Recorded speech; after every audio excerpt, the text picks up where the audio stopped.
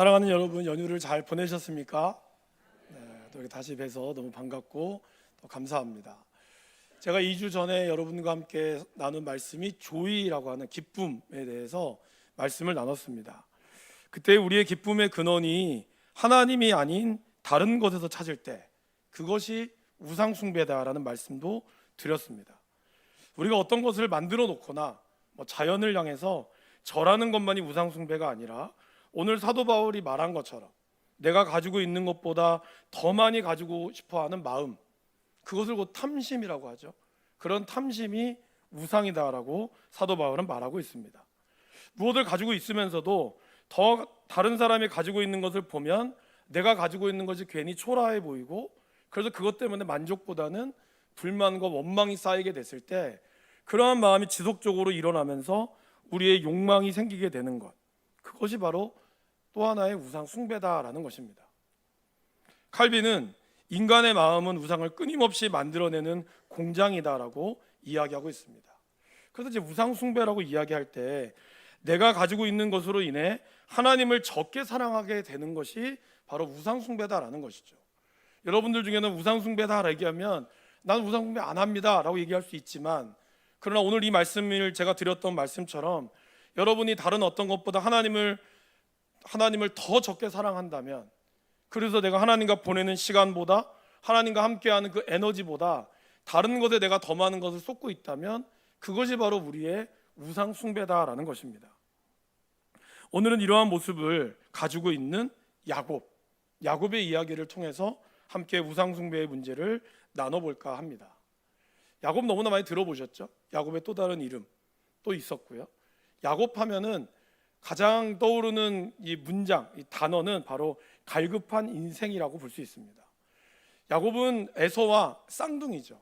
그런데 쌍둥이, 그 같은 시간에 태어났지만 엄마의 뱃속에 에서가 먼저 태어났다는 이유로 야곱은 차자가 됐고 에서는 장자가 됐습니다. 이게 뭐 그렇게 큰 차이가 있습니까? 라고 할지 모르지만 고대 사회의 장자가 가지고 있는 특권은 재산의 3분의 2 이상을 누리는 어마어마한 특권을 누렸다는 거예요. 여러분, 야곱이 에서와 2살 차이가 난다거나 아니면 3살 차이가 나서 당연히 그가 누려야 될, 그러니까 형이 당연히 누려야 될 것이 누렸다면 덜 억울하겠죠. 그렇지만 그가 태어나면서 자라면서 같은 나이이고 같은 시간에 태어났음에도 불구하고 그가 장자로서 누릴 수 없는 그러한 특권을 그가 누리지 못하게 됐을 때 야곱의 마음이 어떠했을까요? 야곱은 너무나 장자에 대한, 이 복에 대한 인생을 갈망했다라는 것이죠. 그래서 그의 형 에서가 사냥을 하고 돌아왔을 때 너무 배가 고파서 야곱에게 네 팥죽 좀 줘. 여기 있을 때 뭐라 그러죠? 그냥 주지 않고 장자권 나한테 파시오. 형 나한테 그럼 장자권 팔아. 그럼 내가 줄게. 이렇게 얘기했다는 거죠. 쪼잔하잖아요, 그죠? 그런데 그만큼 야곱은 갈급했다는 거예요. 형은 그거를 무시했죠. 멸시했다고 표현합니다. 그래 그까짓 건 내가 너 줄게. 아마 에서는 이걸 심각하게 생각하지 않은 거죠. 이미 누리고 있는 사람들은 그거를 그렇게 소중히 여기지 않습니다. 에서는 그냥 줘버렸죠. 말로만 줬기 때문에 무슨 의미가 있냐라고 생각할지도 모릅니다. 그런데 야곱은 거기서 그치지 않았죠. 이제 그의 아버지 이삭이 죽을 때가 가까이 왔고, 그래서 에서를 불러서 내가 나를 위하여 맛있는 걸 먹어주면 내가 너에게 장자의 축복을 주겠다라는 이야기를 그의 어머니 리브가와 그리고 야곱이 알고 어떻게 했습니까? 작당 모의를 한 거죠. 그래서 눈이 어두웠던 이삭의 눈을 속여서 맛있는 별미를 만들어서 야곱의 팔에다가 이 가죽 털을 붙이고 그리고 아버지를 찾아갔습니다. 이삭은 눈이 어두운 나머지 야곱을 가까이 오라고 했을 때 이렇게 얘기하죠. 만지니 형은 에서의 손이로되 목소리는 야곱의 목소리구나. 그러면서 그가 에서인 줄 알고 어마어마한 축복을 해 주었습니다. 에서가 뒤늦게 달려왔지만 이미 아버지가 한번 내뱉은 축복의 말을 담을 수는 없었다는 거예요. 지금이야 물려 하면 끝나겠지 모르지만 그 당시는 그럴 수가 없었다는 거예요. 그만큼 말의 권세가 강했다는 거예요. 그래서 에서는 어떻게 하죠? 내가 아버지 이삭만 죽으면 저거 반드시 죽이리라. 이제 아버지가 곧 돌아갈 줄 알았다는 거죠. 그런 가운데서 그의 어머니는 그의 두 아들을 한꺼번에 잃을 수 없기에 야곱을 챙겨서 외삼촌 라반이 있는, 그의 오라버니가 있는 라반이 있는 하란으로 도망을 보냅니다. 그렇게 급하게 도망간 야곱, 아무것도 없이 도망간 그가 중간에 루스라고 하는 그곳에 도착해서 잠을 청하게 되죠. 그때 어떻게 합니까? 그의 꿈에서 잠을 자다가 꿈을 꾸게 되었습니다. 꿈속에서 하늘에서 사닥다리가 내려오는 것을 보았고, 사닥다리에 왔다 갔다 하는 하나님의 사자, 천사들이 오르락 내리락 하는 것을 그는 보았습니다. 그리고 그 꼭대기에 하나님께서 야곱에게 한 말이 있죠. 그 말씀이 바로 창세기 28장 13절에서 15절입니다. 나는 여호와니 너희 조부 아브라함의 하나님이요 이삭의 하나님이라. 내가 누워있는 땅을 내가 너와 함께 내 자손에게 주리니 내 자손이 땅에 티끌같이 되어 내가 서쪽과 동쪽과 북쪽과 남쪽으로 퍼져나갈지며 땅의 모든 족속이 너와 내 자손으로 말미암아 복을 받으리라. 내가 너와 함께 있어 내가 어디로 가든지 너를 지키며 너를 이끌어 이 땅으로 돌아오게 할지라. 내가 내게 허락한 것을 다 이루기까지 너를 떠나지 아니하리라. 이러한 약속의 말씀을 듣고 꿈에서 깬 야곱은 자기가 베개로 삼았던 돌을 딱 기둥으로 세웁니다. 그리고 그는 하나님 앞에 서원을 하죠. 그 서원의 기도를 같이 한번 28장 20절에서 22절을 같이 한번 읽어보실까요? 야곱이 서원하여 이르되 하나님이 나와 함께 계셔서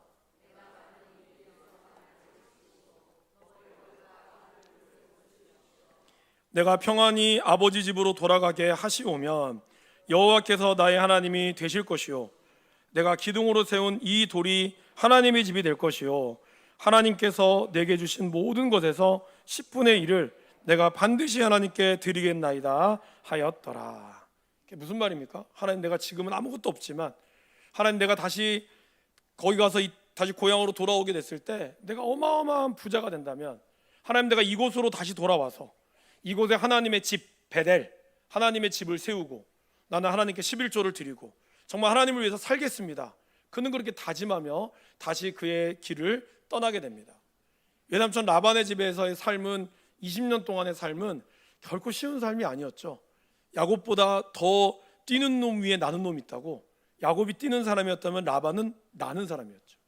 그로부터 20년 동안 갖은 고난과 고난 끝에 그래도 그는 4명의 아내와 많은 자녀들과 수많은 가축들을 이끌고 20년 만에 가나안 땅으로 돌아오게 됩니다. 이 고향의 땅에 돌아왔을 때 그를 기다렸던 것은 그의 어머니가 아니었어요. 어머니는 이미 돌아가셨습니다. 그리고 곧 죽을 것 같은 이삭은 여전히 살아 있었어요. 사실 가장 그를 기다렸던 사람은 누구였을까요? 그의 형 에서였죠. 야곱이 돌아온다는 소식을 들은 에서는 어떻게 갔을까요? 그냥 오지 않고 400명의 부하들을 이끌고 왔습니다. 그 소식을 들은 야곱은 성경에 이렇게 표현되고 있습니다. 야곱은 심히 두렵고 답답하여 라고 표현했어요. 아마 형을 만나는 그의 모습이 너무 두려웠겠죠. 그러면서 그는 어떻게 했을까요? 이제 우리로 치면 수영강 건너편에 형이랑 그 다음날 마주할 것을 생각하고 야복 강가에서 모든 가족들은 먼저 다 길을 건너 보냈습니다. 보내고 그 자리에 자기 혼자 남아 있었죠. 그 밤에 잠 못 드는 뒤척이는 그 밤을 보낼 때 갑자기 어느 한 사람이 나타나요. 어두움 속에 한 사람이 나타나서 야곱과 씨름을 합니다. 밤새도록 씨름을 하죠. 엎어지고 자빠지고 그런 가운데서 날이 새려고 했고 야곱은 끝까지 버텼습니다. 버티자 그 사람이 야곱의 환도뼈, 즉 우리로 치면은 이쪽이죠. 골다공증 거는 이쪽이죠. 고관절 이쪽을 쳐버렸습니다.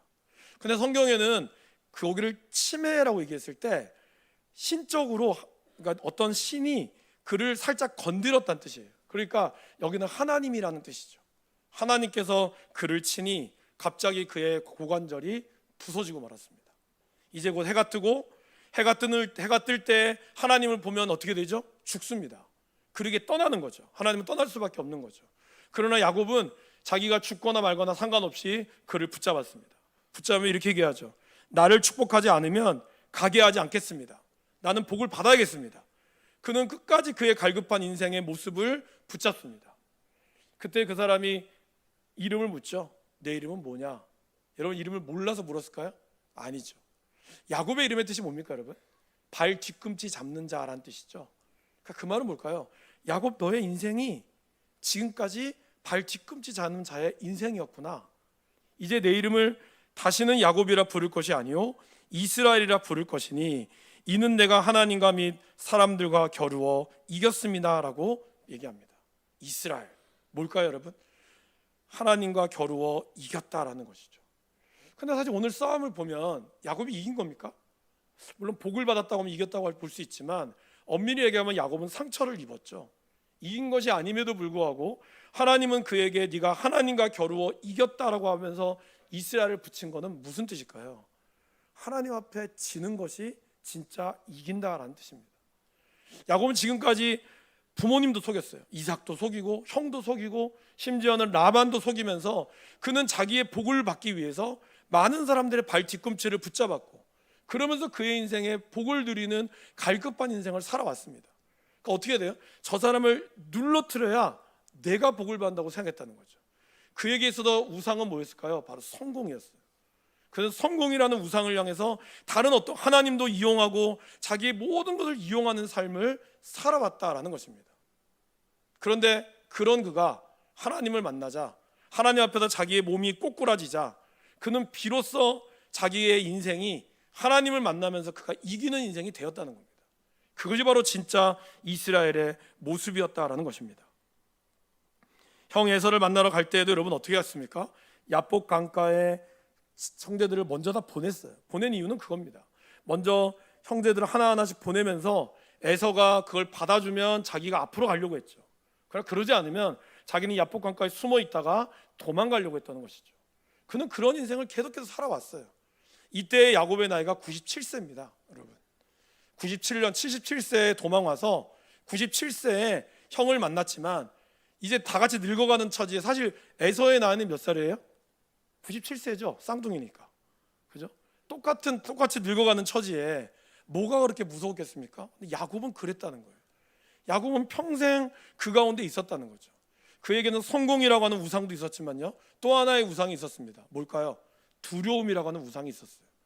바로 형의 그를 피하고자 하는 그 두려움의 우상이 그를 사로잡고 있었다라는 겁니다. 우리가 우상을 생각할 때 뭔가를 빌고 하면 그 우상 앞에 내가 성공하고 기쁜 거를 우상이라고 생각하지만 우상의 정의 자체가 하나님 앞에 있는 것 자체가 다 우상이라는 거예요. 여러분 어떻습니까? 여러분들이 아무도 여러분들을 찾는 사람이 없고 아무도 여러분들을 모를 때 윌리엄 템플이 했던 말처럼 혼자 있을 때 하는 일이 곧 당신의 신앙이다라는 말. 여러분들이 혼자 가만히 있을 때 여러분이 무의식적으로 생각하는 그 생각 뭐예요? 하나님이 생각나세요? 갑자기 막 말씀이 떠오르면서 막 기뻐요? 아니면 갑자기 누워있으면 여러분 돈이 생각나십니까? 오늘 내가 얼마를 벌어야 되는데 오늘 어떻게 됐는데 내 자녀들은 오늘 공부를 잘하고 있을까? 이런 생각이 우리를 사로잡고 있다면 그게 우상이라는 거예요. 우상은 거듭 말씀드리지만 여러분들이 뭔가 절을 하고 그게 우상이 아니에요. 그것만이 우상이 아니에요. 여러분들의 의식 속에 여러분들의 무의식 속에 여러분을 기쁘게 만들고 여러분들이 습관적으로 생각하면서 여러분을 두렵게 만드는 그것이 우상이라는 것이죠. 야곱은 밤새도록 뭘 했을까 여러분? 밤새도록 내일 형을 만나면 어떻게 하지? 형이 저 우리 가족들을 다 안 받으면 난 어디로 도망가야 되지? 아마 끊임없이 그 생각을 하지 않았을까요? 끊임없이 아무도 없을 때 자녀들한테는 감히 형을 두려워한다는 말은 못하겠지만 그러나 이제 그 혼자 남았을 때 끊임없이 그의 의식 속에 그를 사로잡고 있는 그 우상, 그것들 가운데 하나님이 나타나신 거예요. 하나님이 나타나서 그를 넘어뜨리려고 하자 이제 야곱은 뭘 생각했을까요? 살아남아야겠다. 내가 여기서 밀리면 나 죽는다. 이제는 에서는 사라졌어요. 이제 그에게서는 자기의 생존의 문제, 그리고 이 사람을 붙으면 붙을수록 이것이 보통 사람이 아니라는 걸 아는 순간 그에게 에서는 두 번째예요. 누가 첫 번째가 됐을까요? 하나님이 첫 번째가 된 거예요. 하나님이 첫 번째가 되는 순간 그는 비로소 야곱이 아닌 이스라엘의 인생이 되었다라는 것입니다. 여러분 우리가 우상을 제거할 수 없습니다. 여러분 스스로 돈 생각 안 해야지, 자식 생각 안 해야지, 에이 알아서 하겠지 이렇게 생각하지만 5분도 안 갈걸요? 그 생각 안 해야지 하다가도 금방 돌아서면 또 생각납니다. 또 걱정되고 또 염려되고 또 기쁘고. 그러나 그러게 우상을 제거할 수 있는 게 아니에요. 우상은 다른 것으로 채워져야 한다는 거죠. 바로 하나님으로부터 채워져야 한다라는 것입니다. 야곱이 하나님으로 채워주고 나서 그 다음날이 되었어요. 그 다음날 어떻게 됐을까요? 그 다음날 그 형제들이 그 자녀들의 틈바구니에서 야곱은 이들 모두를 자 내 뒤로 물러가. 야곱은 제일 앞으로 갔다는 거예요. 가족들이 봤을 땐 어땠을까요, 여러분? 밤새도록 아버지 혼자 밤새서 왔는데 아침에 일어나서 강 건너온 아버지의 모습을 보니까 온몸이 완전히 먼지구덩이에 뒤집어져 있고 한숨도 못 자도 눈은 퀭해 있고 너무 초췌한 모습에 거기다가 잠을 잘못 잤는지 침대도 없었을 텐데 어디 떨어졌는지 갑자기 다리는 절뚝거리고 있고 너무 이상하지 않겠어요, 여러분? 하룻밤 사이에 아버지의 모습이 완전히 바뀐 거예요. 그런데 그 아버지가 쩔뚝거리면서도 자녀들을 먼저 앞세웠던 아버지가 이제는 자녀들 다 뒤로 땡기고 내가 제일 먼저 가겠다고, 내가 제일 먼저 형 에서를 맞이하겠다고 갔다라는 겁니다. 그 모습을 바라본 20년 만에 그 모습을 바라본 에서는 어땠을까요, 여러분? 오랜만에 만난 에서 아마 여러 가지 감정이 들었겠죠. 그 에서의 모습이 바로 창세기 33장 4절에 나와 있습니다. 우리 같이 한번 읽어보겠습니다. 에서가 달려와서 그를 맞이하여 안고 그와 입맞추고 서로 우니라. 에서가 펑펑 울었다는 거예요. 안고 울었다는 거죠. 더 중요한 건 야곱의 고백입니다. 야곱이 이렇게 얘기하죠. 야곱이 이르되 그렇지 아니하니이다. 내가 형님의 눈앞에서 은혜를 입었사오면 청하건대 내 손에서 이 예물을 받으소서. 내가 형님의 얼굴을 배운즉 하나님의 얼굴을 본 것 같사오며 형님도 나를 기뻐하심이니이다. 그의 마음이 형을 우상으로 삼고 있다가 그의 마음이 하나님을 앞세우자 형을 바라보는 마음이 하나님을 바라보는 것 같다라고 고백하고 있었다는 거예요. 20년 동안 도망다니면서 끊임없이 가나안에 오면 형을 어떻게 마주해야 될까? 그나마 평생 그것을 마음속에 두리며 살아왔다는 것이죠. 그런데 그가 그 마음속에 있는 형의 자리에 하나님이 들어가자 형 안에서 하나님의 얼굴을 봤다라는 거예요.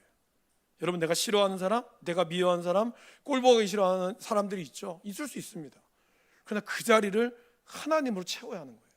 그러면 그 사람의 모습이 다른 모습으로 발견되어지는 것이죠. 그래도 진짜 이스라엘, 야곱에서 그는 이스라엘로 바뀌게 되었다라는 것입니다. 근데 여러분, 이러한 것이 한 번으로 끝날까요? 사실 우리의 문제는 거기서부터 시작되는 거죠. 어쩌면 야곱에게 갑자기 찾아온, 선물처럼 찾아온, 그 밤에 찾아온 하나님, 그 하나님이 야곱에게 이스라엘이라고 하는 이름으로 바꿔주었습니다.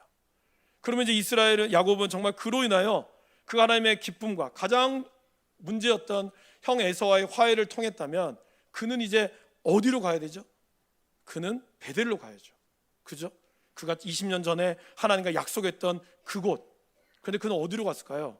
창세기 33장 17절 한번 같이 읽어보겠습니다. 야곱은 숫곳에 이르러 자기를 위하여 집을 짓고 그의 가축을 위하여 우릿간을 지었으므로 그 땅 이름을 숫곳이라 부르더라. 그리고 그는 거기서 제단을 쌓았습니다. 거기에 제단을 쌓고 그 이름을 엘렐로에 이스라엘이라 불렀더라. 하나님, 이스라엘의 하나님이라는 뜻이죠. 그게 무슨 말일까요? 하나님이 에서와의 관계가 잘 해결됐으니까 하나님 감사합니다. 그러면서 그는 하나님의 제단을 쌓았어요. 우리로 치면 감사헌금이라는 어마어마한 예물을 하나님께 드렸죠. 그러나 그는 가야 할 곳을 가지 않았죠. 그러면 왜 그는 숫곳에 갔습니까? 성경에 나오죠. 자기를 위하여 집을 짓고 그리고 자기의 가축을 위하여 우릿간을 지었다는 거예요. 그가 하나님께서 이루어진 소원이 이루어지자 그 소원을 이루는 동시에 그는 자기의 것이 다시 그의 우상이 되었다는 것이죠. 야곱으로서 이스라엘로 변하였으나 여전히 다시 야곱으로 돌아가는 삶의 모습을 보여주었다라는 것입니다. 여러분, 우리는 어떨까요? 우리가 하나님으로부터 은혜를 받았어요. 그래서 우리는 변화가 되었습니다. 그런데 그 변화가 됐지만 여전히 변화된 모습으로 나아가나요? 여전히 우리 안에도 야곱과 이스라엘의 모습이 늘 공존하고 있다는 겁니다. 그죠? 이스라엘처럼 하나님의 온전히 합당한 삶을 살다가도 또 금방 우리는 야곱과 같은 인간적인 모습이 우리 가운데 일어나게 된다는 것이죠. 그래서 성경에도 창세기 32장에 야곱으로 변했지만 야곱이 이스라엘로 변했지만 계속 야곱이라는 이름이 나옵니다. 왜 그럴까요? 여전히 야곱 같은 모습이 있다라는 것을 보여주는 거죠. 우리는 끊임없이 야곱과 이스라엘이 반복되면서 우리 가운데 살아가게 됐다라는 것입니다. 오늘 야곱이 하나님을 제단을 쌓고 하나님께 예물을 드렸는지 모르지만 하나님이 그것을 정말 기뻐하실까요? 그것을 기뻐하시는 것이 아니었다는 것을 우리는 알 수 있습니다. 자, 33장에 그렇게 우리 형과의 화해와 그리고 엄청난 그러한 마국간을 짓고 지으면서 그는 이제 더 이상 문제가 없을 줄 알았어요. 근데 34장에 들어오면서 야곱의 딸이었던 디나가 그 이사 왔기 때문에 동네를 한번 구경하러 갔겠죠. 동네를 구경하러 가다가 거기서 그는 족장의 아들에게 겁탈을 당하게 됩니다. 그리고 그의 아들이 그 디나를 달라 그러죠. 내 아내로 맞이하겠습니다. 그러나 여러분, 그렇게 강제로 겁탈한 사람을 누가 주려고 하겠습니까? 야곱은 이 소식을 가만히 듣고 양을 치러 갔던 형들이 돌아오자 이 이야기를 이야기합니다. 그 이야기를 듣자 형제들이 어떻게 했을까요? 분노했죠. 절대로 줄 수 없다고, 저걸 죽여야 된다고. 그러나 이 부족은 세잖아요. 그래서 어떻게 했죠? 일종의 협상을 하는 거죠. 내 동생을 데려가고 싶으면 우리는 다 할례를 해야 됩니다. 남자들은 모두 다 할례를 해야 됩니다. 그렇지 않으면 줄 수 없습니다. 그 형제들은 좋습니다. 뭐 할례 뭐 어렵습니까? 할례를 하죠. 가장 아파할 3일째 되는 날 형제들 시므온과 레위가 거기에 있는 일가족 남자들을 다 몰살시켜 버리죠. 그렇게 해서 복수가 완성되는 듯 했으나 야곱의 또 다른 두려움이 생겼죠. 뭘까요, 여러분? 주변의 나라들이, 주변의 부족들이 이 자기를 가만두지 않을 거라고 하는 두려움이 있었다는 거예요. 한 부족을 없애긴 했으나 이 부족들이 얽혀져 있는 수많은 친인척들이 있지 않겠어요? 이들이 과연 야곱의 집안을 가만히 내버려 둘까? 야곱은 사실은 그것이 너무나 두려웠던 거예요. 이제 좀 뭔가 자기 인생이 좀 편화했더만 그러지 않았다라는 것이죠. 나중에 애굽에 내려갔을 때 바로 왕이, 애굽의 왕이 이게 야곱에게 묻죠. 어르신, 나이가 어떻게 되세요? 근데 야곱이 그런 말을 합니다. 내 나이가 우리 조상들의, 그러니까 우리 이제 선대에 비하면 적은 나이입니다. 147세에 죽었으니까요. 130세 그때. 그러나 그 다음 말이 더 중요하죠. 그러나 내가 험악한 세월을 살았습니다 라고 얘기해요. 그는 130년의 인생을 하루도 편한 날이 없었다는 겁니다. 그런 두려움에 가득하면서 있을 때 하나님이 그에게 나타나죠. 바로 창세기 35장 1절 말씀입니다. 하나님이 이렇게 말씀하셨습니다. 하나님이 야곱에게 이르시되 일어나 베델로 올라가서 거기서 거주하며 내가 내 형 에서의 낯을 피하여 도망하던 때에 내게 나타났던 하나님께 거기서 제단을 쌓으라 하신지라. 그리고 10절에 뭐라 그러죠? 하나님이 그에게 이르시되 내 이름이 야곱이지만은 내 이름을 다시는 야곱이라 부르지 않겠고 이스라엘이 내 이름이 되리라. 여러분, 무슨 뜻일까요, 여러분? 내가 선물로 이스라엘이 되었지만 너의 삶이 아직도 야곱이구나. 이제 다시 나를 찾고 다시는 야곱의 삶, 인간적인 수단과 방법이 아닌 자신을 비우고 하나님 안에서 살아가는 이스라엘의 삶을 살거라. 이것이 너의 정체성이다. 이거를 보여줬다는 거예요. 32장에서 비록 야곱이 이스라엘이 변화되었지만 여전히 그의 삶은 야곱의 삶이 있었다는 거예요. 그리고 제단을 쌓긴 했지만 하나님이 원하시는 제단은 어디였어요? 베델이었다는 거예요. 왜? 하나님의 집, 그곳에 하나님의 집을 세워야 한다는 것이죠. 사랑하는 여러분, 우리는 하나님 앞에 간절히 기도하고 하나님의 뜻을 이루기 위해서 열심히 봉사도 하고 또 여러분 예배의 자리도 나옵니다. 그래서 하나님의 뜻이 이루어지면 우리는 정말 기쁜 마음으로 감사헌금 하기도 하고 뭐 성단 장식을 하기도 하고 여러 가지를 해요. 그런데 하나님이 진짜 원하는 건 뭘까요? 하나님은 여러분을 원한다는 거예요.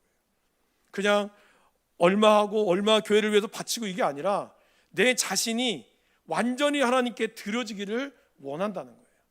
그깟 제단 쌓고 LL로에 이스라엘하고 하나님 여기 하나님이 있습니다, 이게 중요한 게 아니라 하나님의 말씀함에 베델, 하나님의 집, 내 인생의 집이 아닌 하나님의 집을 쌓기를 원한다라는 것입니다. 이것이 한 번이 아닌 계속적으로 우리 가운데 이루어지기를 하나님은 바라고 있다는 것이죠. 오늘 우리 골로새서 3장 1절 2절 바울의 말에 다시 한번 귀를 기울여 보겠습니다. 그러므로 여러분이 그리스도와 함께 살려주심을 받았다면 위에 있는 것들을 추구하십시오. 거기에는 그리스도께서 하나님의 오른쪽에 앉아 계십니다. 여러분 땅에 있는 것들을 생각하지 말고 위에 있는 것들을 생각하십시오. 1절에 뭐라고 되어 있죠? 예수님이 나를 살려주셨습니다. 나를 위해 모든 것을 주셨고 그렇게 부활을 경험했다면 이제는 나를 위하여 집을 짓는 인생이 아니라 하나님을 위하여 집을 짓는 인생이 되어야 한다는 것이죠. 하나님은 그런 야곱에게 나타나셨던 거예요. 너를 위한 집이 아닌 나를 위한 집을 짓기 위하여 가라고. 그리고 야곱이 아닌 이스라엘의 삶을 살거라. 야곱은 두려웠어요. 뭐가 두려웠죠? 주변의 나라들이 우리를 언제 칠까? 그래서 움직이는 것도 쉽지 않잖아요. 괜히 움직였다가 흩어져도 움직였다 다 몰살당할까 봐. 그러나 하나님이 그를 베델로 불렀을 때 야곱은 베델로 모든 것을 정리하고 떠납니다. 성경에 이렇게 나와요. 하나님께서 사면 고울들로 하여금 두려움을 주셨으니 어느 누구도 야곱의 집을 쫓아가는 사람이 없었더라. 우리는 어떤 것을 놓으면 이것 때문에 내가 망할 것 같아요. 자녀를 놓으면, 돈을 놓으면 나 망하면 어떡하지? 이것이 나의 유일한 건데. 근데 하나님은 때로는 놓으라고 하시는 거예요. 이걸 놓으면 두렵죠. 그러나 우리가 놓는 순간 하나님은 그 모든 두려움으로부터 우리를 지켜주신다는 거예요. 우리가 그리스도에게 마음을 향하는 게 중요하다는 겁니다. 여러분들이 예배 잘 드리고 주일에 잘 나오는 것도 중요하지만 더 중요한 것은 여러분의 마음이 하나님께로 가 있어야 한다는 거예요.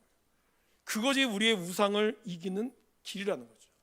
수많은 가짜들이 우리를 판치고 있습니다. 여러분들에게 수많은 것들을 그것들이 마치 우리에게 행복을 보장해 줄 것처럼 이야기합니다. 그러나 그 가짜와의 결별을 하지 않으면 우리는 끊임없이 그것에 휩싸여서 신앙생활을 하긴 하지만 우리는 진짜 하나님이 주시는 평안함을 누릴 수 없다라는 것이죠. 사도 요한은 우리에게 이렇게 권면합니다. 자녀들아 너희 자신을 지켜 우상에게서 멀리하라고. 자신을 지킨다는 게 뭘까요? 마음을 지킨다는 거예요. 우리의 생각을 지킨다는 거예요. 여러분들이 겉으로는 예배의 자리에 나오고 겉으로는 예배에 봉사할 수 있지만 우리의 마음이 하나님께로 향하여 있지 않다면 우리는 이미 다른 곳에 우리의 우상이 가 있는 거예요. 다른 가짜에 가 있는 거예요. 이 예배를 내가 잘 들어서 하나님 복 받아야지. 이렇다면 우리는 하나님께 예배하는 게 아니라 그 복을 예배하는 거예요. 그럼 그게 우상이 되는 거죠. 내가 열심히 기도하면 우리 자녀를 위해 기도하면 자녀가 잘 되겠지? 그러면 여러분 자녀가 우상이 되는 거예요. 하나님이 예배가 아니에요. 하나님은 그거를 내려놓기를 원하시는 거예요. 내가 원하는 것은 나를 하나님과 사람과 겨루어 이겼다. 그죠? 나를 내려놓고 하나님을 높이는 것. 이거를 하나님은 원하고 있다라는 것이죠. 수많은 가짜들이 우리를 유혹하죠. 그 유혹에 우리는 넘어집니다. 안타깝게 우리는 며칠 전에 캄보디아에서 한 대학생의 죽음을 여러분 뉴스로 보셨을 거예요. 그 대학생이 왜 갔죠? 돈 벌러 간 거예요. 우리나라보다 못 사는 캄보디아에 왜 갔을까요, 여러분? 거기 가면 돈을 준다고 하니까, 통장만 넣으면 돈을 넣어준다고 하니까. 그렇게 정말 넣어준 그 돈으로 브로커가 가져가고 그는 고문당하다가 죽었어요.